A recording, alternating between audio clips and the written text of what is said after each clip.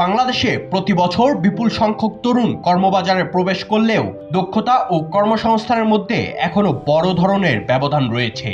এই বাস্তবতায় দক্ষতা ভিত্তিক জনশক্তি গড়ে তোলা এবং প্রশিক্ষণকে সরাসরি কর্মসংস্থানের সঙ্গে যুক্ত করার প্রয়োজনীয়তা তুলে ধরতে গত ৩ আগস্ট দ্য ফাইন্যান্সিয়াল এক্সপ্রেস আয়োজনে এবং পল্লী কর্ম সহায়ক ফাউন্ডেশন পিকেএসএফ এর সহযোগিতায় রাজধানীর পিকেএসএফ ভবনে অনুষ্ঠিত হয় দক্ষতার সঙ্গে কর্মসংস্থানের সংযোগ, চ্যালেঞ্জ ও করণীয় শীর্ষক এক গোলটেবিল বৈঠক। বৈঠকে পিকেএসএফ এর ব্যবস্থাপনা পরিচালক মোহাম্মদ ফজলুল কাদের বলেন, দক্ষতা উন্নয়ন কার্যক্রমকে সরাসরি কর্মসংস্থানের সঙ্গে যুক্ত করেই দেশের জনশক্তি উন্নয়নের গতি বাড়াতে হবে।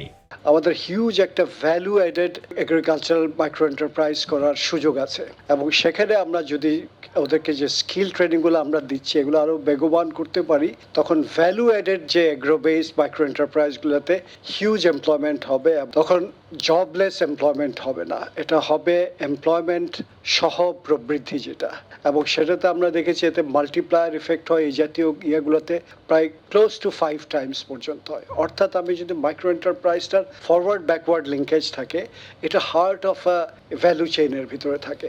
এখানে একটা এমপ্লয়মেন্ট করা মানে হচ্ছে ফরওয়ার্ড ব্যাকওয়ার্ডের টোটাল ইম্প্যাক্টটা পড়ে প্রায় 4.8 টাইমস, 3.8 থেকে 4.8 টাইমস। গোলটেবিল বৈঠকে মূল প্রবন্ধ উপস্থাপন করেন পিকেএসএফ এর সিনিয়র প্রোগ্রাম ম্যানেজার কাজী মশরুর উল আলম। তিনি বলেন, একদিকে প্রতিষ্ঠানগুলো প্রয়োজনীয় দক্ষ কর্মী পাচ্ছে না, তো অন্যদিকে অনেক চাকরি প্রার্থী কর্মসংস্থানের সুযোগ পাচ্ছে না। বাংলাদেশের সবচেয়ে বড় চ্যালেঞ্জ শুধু দক্ষ মানুষ তৈরি করা নয়, বরং সেই দক্ষতাকে টেকসই কর্মসংস্থান, আয় এবং অর্থনৈতিক সুযোগে রূপান্তর করা। রেইজ আমাদের দেখিয়েছে, যখন প্রশিক্ষণ, শিল্প খাত, অর্থায়ন এবং কর্মসংস্থানকে একটি সমন্বিত কাঠামোর মধ্যে আনা যায়, তখন পরিবর্তন শুধু পরিসংখ্যানে সীমাবদ্ধ থাকে না, পরিবর্তন ঘটে মানুষের জীবনে। আমাদের লক্ষ্য হওয়া উচিত এমন একটি জাতীয় দক্ষতা উন্নয়ন ব্যবস্থা গড়ে তোলা, যেখানে প্রতিটি প্রশিক্ষণ একজন তরুণের জন্য একটি বাস্তব কর্মসংস্থানের সুযোগ সৃষ্টি করবে। গোলটেবিল বৈঠকটি সঞ্চালনা করেন দ্য ফাইন্যান্সিয়াল এক্সপ্রেসের অনলাইন ও মাল্টিমিডিয়া বিভাগের প্রধান শিহাবুর রহমান শিহাব। বৈঠকে তিনি দক্ষতা ও কর্মসংস্থানের মধ্যে কার্যকর সংযোগ তৈরির প্রয়োজনীয়তার উপর গুরুত্ব আরোপ করেন।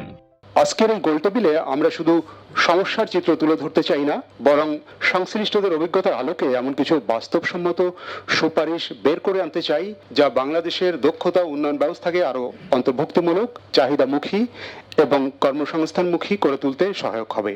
বৈঠকে আরও উপস্থিত ছিলেন বাংলাদেশ উন্নয়ন গবেষণা প্রতিষ্ঠান BIDS এর মহাপরিচালক ডক্টর AK এনামুল হক। তিনি বলেন, দেশের অর্থনীতিতে এখনও বিজ্ঞান বিভাগের গ্র্যাজুয়েটদের দক্ষতা কাজে লাগানোর পর্যাপ্ত সুযোগ তৈরি হয়নি। বাংলাদেশ ইকোনমিতে সায়েন্স গ্র্যাজুয়েটকে এমপ্লয় করার মতো স্কোপ খুব কম। এটা আমরা অনেকেই বুঝি না, আমরা অনেকেই মনে করি সায়েন্স গ্র্যাজুয়েটকে পুশ করা উচিত, কিন্তু তাকে এমপ্লয় করার মতো ডিমান্ড সাইড তৈরি হয়নি। সো আপনার প্রথম প্রশ্নের উত্তর হচ্ছে কি করা উচিত, সেটা হচ্ছে ডিমান্ড সাইডে জোর না দিলে আমি হিউজ ইনভেস্টমেন্ট করছি, ডাক্তার পর্যন্ত বানাচ্ছি, শেষ পর্যন্ত BCS অ্যাডমিনিস্ট্রেশন, তার মানে হচ্ছে এই গ্রুপটা চাকরি খুঁজে পাচ্ছে না। সো আমাদের একটা মার্কেটে আপনারা যে ইন্টারভেনশন দিচ্ছেন, এটা হচ্ছে সাপ্লাই সাইড ইন্টারভেনশন। মাথায় রাখতে হবে demand side intervention very important, এবং সেটা আমাদের ইকোনমিতে আমি দেখছি যে আমরা খুব একটা কথা বলছি না। বৈঠকটিতে ইউসেফ বাংলাদেশের নির্বাহী পরিচালক ডক্টর মোহাম্মদ আব্দুল করিম বলেন, উন্নত দেশগুলোতে টেকনিক্যাল শিক্ষার গুরুত্ব অনেক বেশি। বাংলাদেশেও কারিগরি শিক্ষা এবং ডিজিটাল সাক্ষরতার উপর বিনিয়োগ আরও বাড়ানো প্রয়োজন বলে জানান তিনি।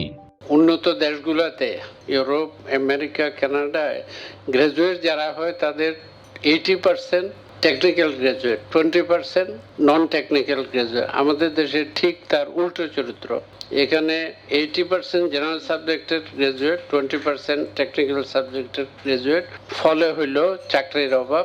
আমাদের ইউসেপে আমরা দেখেছি মাস্টার্স করার পরে টেকনিক্যাল কোর্স করতে আসছে, মাস্টার্স করে যে ছেলেটা আসছে তার 4-5 বছর আননেসেসারি নষ্ট হয়ে গেছে। সে যদি ডিপ্লোমায় করতে চাইতো তাহলে SSC পাস করার পর আসতে পারতো, তার 4টা বছর সেভ হতো।